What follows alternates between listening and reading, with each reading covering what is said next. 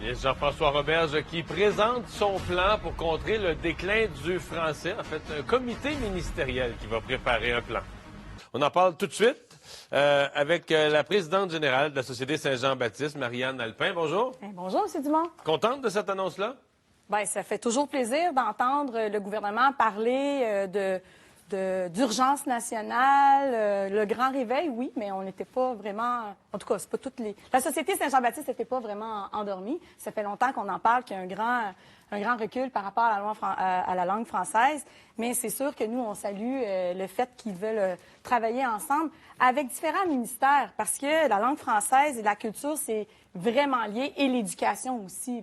Peut-être que vous voulez parler, vous avez peut-être parlé du résultat. Oui, les résultats au test. Bien, parlons-en tout de suite. Là, vous l'abordez. Les résultats au test de français, ça fait partie du grand problème de la langue française, qu'on ne sait plus l'écrire. Les jeunes, en tout cas, savent difficilement l'écrire. Bien, ça, c'est une problématique, mais on a entendu aussi d'autres personnes qui ont vraiment parlé de l'examen. Je veux dire, c'est pas normal qu'on passe une année à travailler l'examen du ministère pour vraiment le réussir. Le problème est là. Le problème, c'est qu'il faut vraiment enseigner aussi le français, être capable de développer sa pensée, bien écrire, pas juste réussir l'examen du ministère. Fait que de toute façon, je pense que l'idée de faire un plan, de travailler avec différents ministères, c'est une très bonne idée, mais il faudrait vraiment pas oublier toutes les autres mesures que la Société Saint-Jean-Baptiste et plusieurs sociétés, en fait, différents experts avaient pointé du doigt.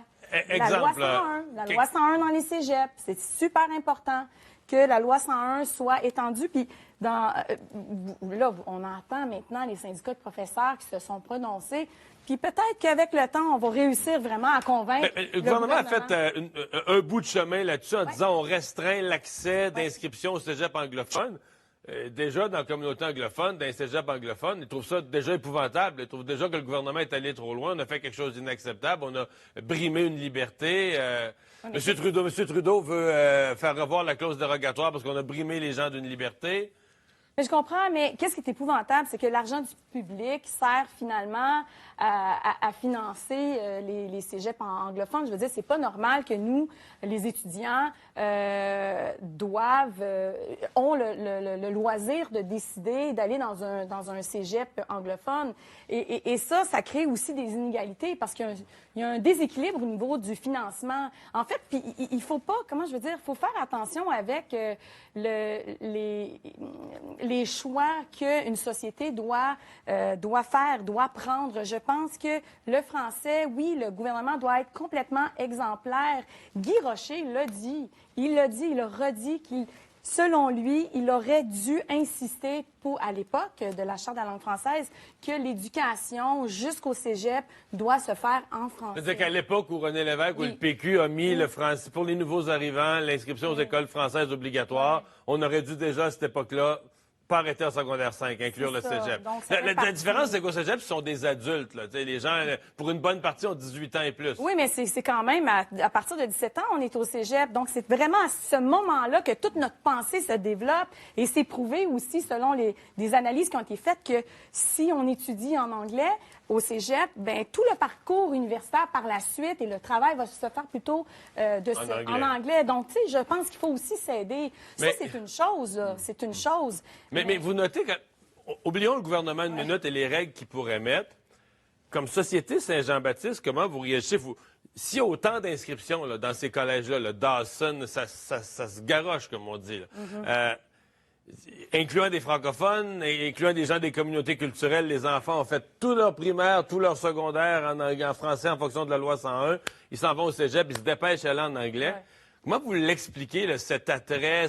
Bon, puis il y a toutes sortes d'explications. Il y en a qui disent que les cégeps francophones sont moins bons à Montréal. Tout sort comme explication, mais les gens se lancent vers l'anglais. Là. Mais il y a aussi peut-être une mentalité de se dire qu'il faut absolument réussir, avoir les deux langues. Puis il faut vraiment pas avoir une confusion entre notre bilinguisme personnel et le bilinguisme de l'État et de l'enseignement. Ça, c'est super important. Puis qu'est-ce que vous faites aussi, même des anglophones qui essaient d'entrer dans un cégep en anglais, puis que finalement, c'est les francophones, tu sais, qui vont rentrer parce qu'ils ont des meilleures notes. Il faut vraiment faire attention à tout ça.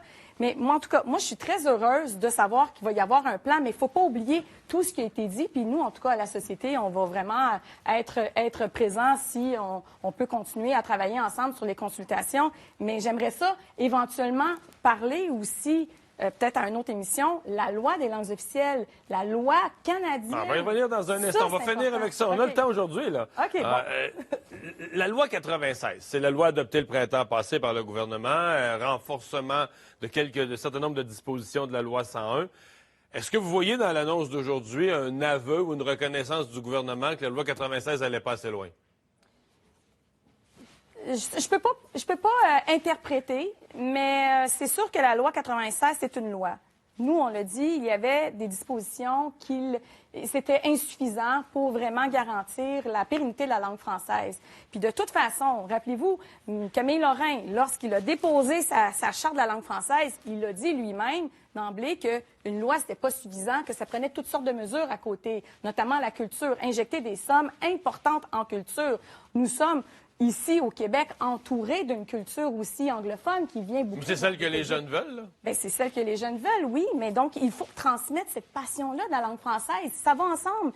Puis je pense aussi le réveil national. Je veux dire, on n'est pas endormis, mais je pense aider les artistes aussi à leur donner tous les outils pour faire de l'art en français. Il faut consommer en français. Consommer en français, c'est pas juste... Le gouvernement peut donner des outils à nos artistes, mais les gens chez eux, ils s'en vont sur Netflix. Là, bien, puis... je pense que s'il y a encore plus d'accessibilité, d'avoir différents produits en français. Je veux dire, on va se mettre à consommer. Ça va aussi avec l'offre et la demande. Oui, c'est vrai qu'on est très... quand on était jeune aussi, même maintenant, on aime beaucoup la culture, que ce soit américaine. C'est sûr que oui, c'est inspirant, mais je pense qu'il faut regarder, nous, qu'est-ce qu'on est comme peuple, puis qu'est-ce qu'on aime. Est-ce qu'on peut mettre un petit peu plus de l'avant? Puis peut-être que ça commence aussi par les radios. Se créer, par exemple, un CRTQ, essayer de contrôler nos ondes sur notre territoire. Qu'est-ce qu'on entend dans les espaces publics? Ça devient un peu inconscient, la musique. Hein? C'est souvent la musique en anglais.